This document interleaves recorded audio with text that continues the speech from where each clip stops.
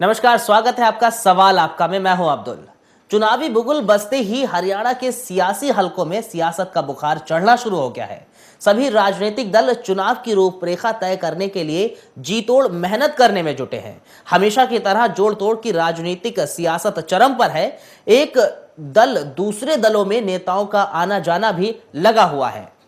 लोग एक दूसरे को नीचा दिखाकर खुद को जनसेवक साबित करने की शेखी भगारने में जुटे हुए हैं। वहीं प्रदेश की सत्ता में लंबे समय से सत्ता का सुख भोग रही कांग्रेस भी इस बार अपनी कुर्सी को बचाने की जद्दोजहद में तो है, तो वहीं दूसरी ओर इस कुर्सी पर दूसरे दलों की भी पैनी नजर है। बीजेपी, इनेलो, हजका जैसी पार्टी भी सियासत की मिठाई को चखने के लिए तैयार है। हर दल अपनी जीत सुनिश्चित करने के लिए सारे पैंतरे अपना रहे हैं। अगर हम हरियाणा के राजनीति में इनेलो यानी कि ओम प्रकाश चौटाला की पार्टी की बात करें तो समझ में आता है कि चौधरी ओम प्रकाश चौटाला का हरियाणा में सियासत में खासा वर्चस्व रहा है। चौटाला हरियाणा के मुख्यमंत्री भी रह चुके हैं। फिलहाल इस वक्त इनेलो की कमान ओपी चौटाला के बेटे अभय चौटाला के हाथों में है। अभय चौटाला एनलाबाद से इनेलो के विधायक है। वहीं कांग्रेस से अलग होकर नई पार्टी हरियाणा जनहित कांग्रेस बनाने वाले भूतपूर्व मुख्यमंत्री भजन लाल के बेटे कुलदीप बिश्नोई भी चुनाव में ताल ठोकते नजर आ रहे हैं। हरियाणा की सत्ता का स्वाद चखने के लिए चुनावी महासंग्राम में सभी दलों ने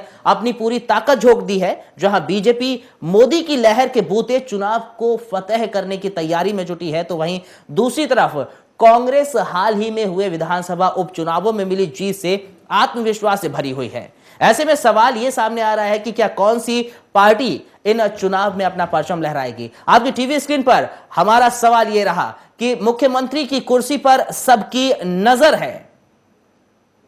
क्या बीजेपी, इनेलो, हजका करेगी कोई कमाल? क्या बच पाएगी सीएम साहब की कुर्सी? और कौन सी पार्टी करेगी इस चुनाव में कमाल? जो आपकी टीवी स्क्रीन पर लगातार ये जो है हमारे सवाल फ्लैश हो रहे हैं और इस पर आप अपनी राय दे सकते हैं। हमें कॉल करके आपकी टीवी स्क्रीन पर लगातार नंबर फ्लैश हो रहा है, आप इस पर अपनी कॉल कीजिए 0126266801 0126268016 पर कॉल करके अपनी राय दीजिए। आपकी राय और आपके सवालों के जवाब के लिए हमारे साथ मौजूद हैं, जी हाँ, हमारे साथ मौजूद हैं राजनीतिक विशेषज्ञ जोगेंद्र मोर जी। बहुत बहुत स्वागत है आपका। जी धन्यवाद अब्दुल जी। जोगेंद्र जी, सबसे पहले आपसे ही जानना चाहूंगा, क्योंकि चुनाव का बिगुल बज चुका है, ऐसे में सभी पार्टी जोर शोर से तैयारियों में जुटी हुई हैं। क्या लगता है आपको कौन सी पार्टी इस वक्त कहा जाए दिख रही है चुनावी मैदान में?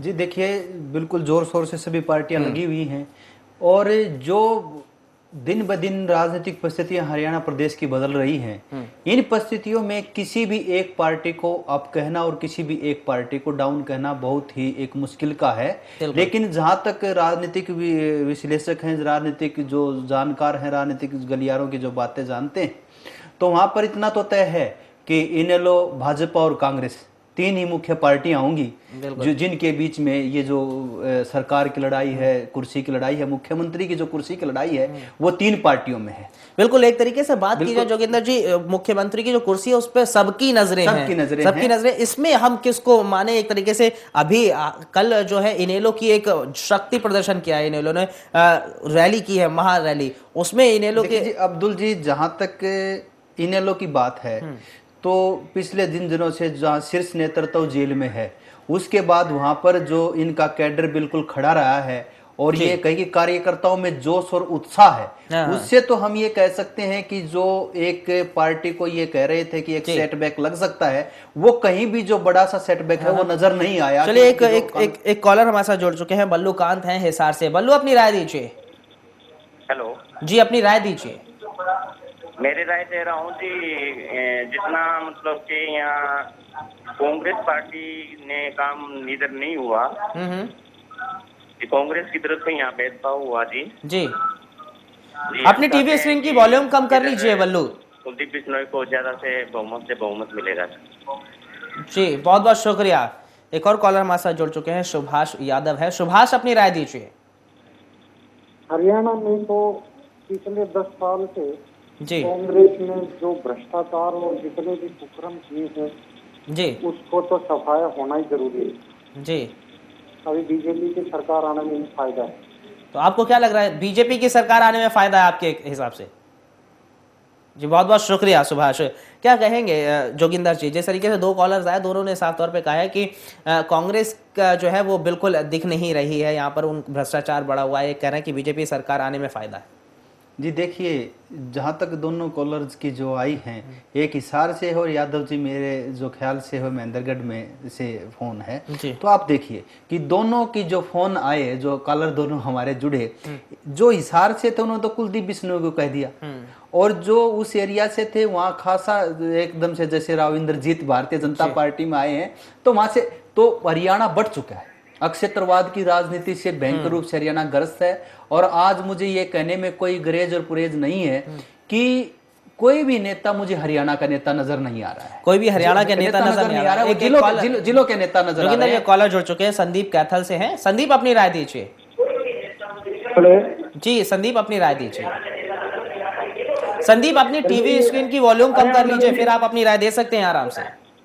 हाँ जी, यहाँ तो हरियाणा जी पूरे वो चलेगा जी। जी हरियाणा में जी यहाँ पे रणदीप सिंह सुरजेवाला का जी पूरा वो होएगा जी। यहाँ पे भूपेंद्र सिंह हुड्डा की सरकार बनेगी जी। जी बहुत बहुत शुक्रिया आपका। क्या कहेंगे जोगिंदर जी? जी कैथल से फोन है, और जहाँ तक कैथल में हम गए हैं, रणदीप सुरजेवाला जो हैं उनका एक अपना कद है हरियाणा की राजनीति में। और आप ये देखिए कि वो संगठन में भी शीर्ष पदों पर रहे हैं, एक बात, और बड़े प्रभावी रहे हैं। और रणदीप सुरजेवाला बड़े बड़े मंत्रालय उनके पास रहे हैं। और कहीं ना कहीं वो जो आप कॉलर की राय थी कि भूपेंद्र हुड्डा जी का, और मतलब हिसार से जो कॉलर आए, उन्होंने कहा कि पूरे हरियाणा में कोई विकास नहीं हुआ, और कैथल से फोन आता है, वो कहते हैं यहाँ तो रणदीप बनेंगे जी, भूपेंद्र हुड्डा ने बहुत कार्य करवाया। तो कहीं ना कहीं मैंने जो बात कही थी कि जिलों के नेता रह गए हैं, प्रदेश के नेता दिखाई नहीं दे रहे, हरियाणा का नेता कोई नहीं दिखाई दे रहा है, सिर्फ जिलों के नेता दिखाई दे रहे हैं। तो कहीं ना कहीं कॉलर से, जो हमारे कॉलर अभी जुड़े थे, उससे लगता है कि रणदीप सुरजेवाला अपने हलके के लिए सरकार में अच्छी भागीदारी लेने में कामयाब रहे हैं, कहीं ना कहीं कि वो असंतुष्टि का भाव उधर से नजर नहीं आ रहा है। कॉलर हमारे साथ जुड़ चुके हैं, भूपेंद्र है महेंद्रगढ़ से। भूपेंद्र अपनी राय दीजिए। जी सर, ऐसा है, अभी तो चौटाला साहब की तो पार्टी का कोई मतलब ही नहीं है जी, और जी कांग्रेस का आपकी बात सफाया होना ही है, क्योंकि 10 साल में इस जिले की कोई सुनवाई नहीं हुई। जी बहुत बहुत शुक्रिया। एक और कॉलर हमारे साथ जुड़ चुके हैं, कपिल हैं। कपिल अपनी राय दीजिए। जी कपिल अपनी राय दीजिए। हाँ जी, ये मैं ये कह रहा था, ये जींद इनेलो का गढ़ है जी, जींद इनेलो का गढ़ है, और फिर भी यहाँ चौटाला हुड्डा साहब ने जो काम करवाए हैं, अब की बार विकास के नाम पे होगा जी। जी तो क्या लग रहा है आपको, कौन सी पार्टी मुख्यमंत्री पद के लिए दौड़ेगी, मुख्यमंत्री की कुर्सी के लिए? हुड्डा तीसरी बार है जी। हुड्डा तीसरी बार है। बहुत बहुत शुक्रिया आपका। क्या कहेंगे जोगिंदर जी? जी अब तो जैसे मैंने पहले कहा था कि मुझे, जैसे हमारे कॉलर भी जुड़ रहे हैं और हरियाणा के विभिन्न अलग अलग क्षेत्र से आ रहे हैं, उसके बाद जो कोई राय आ रही है, मिश्रित राय आ रही है। और जब मिश्रित राय आ रही है, तो कहीं ना कहीं फिर मैंने जो पहले ये चर्चा में कहा था कि किसी भी एक पार्टी के पक्ष में मुझे माहौल नजर नहीं आ रहा है, और मुझे जो परिस्थिति नजर आ रही है, जो भविष्य की परिस्थितियां नजर आ रही हैं, मुझे ये लगता है कि हरियाणा में फिर कहीं न कहीं गठजोड़ की राजनीति हावी हो, और वो चुनाव के बाद की हावी हो, तोड़-जोड़ की राजनीति, किस दल के साथ जोड़ तोड़ होता है। एक कॉलर हमारे साथ जुड़ चुके हैं, नरेश रोहतक से हैं। नरेश अपनी राय दीजिए। ऐसा है जी, कांग्रेस की सरकार अब की बार बिल्कुल नहीं आएगी। मैं रोहतक से बोल रहा हूँ, यहाँ पर सीएम से भी आने के चांस है, और हमारी नजर में सतीश नंदन जीते, यानी कि चौटाला पार्टी जीतेगी कल के हिसाब से। जी बहुत बहुत शुक्रिया नरेश। एक और कॉलर हमारे साथ जुड़ चुके हैं, सोनू रोहतक से हैं। सोनू अपनी राय दीजिए। हाँ जी सर जी, नमस्कार जी। नमस्कार सोनू, अपनी राय दीजिए।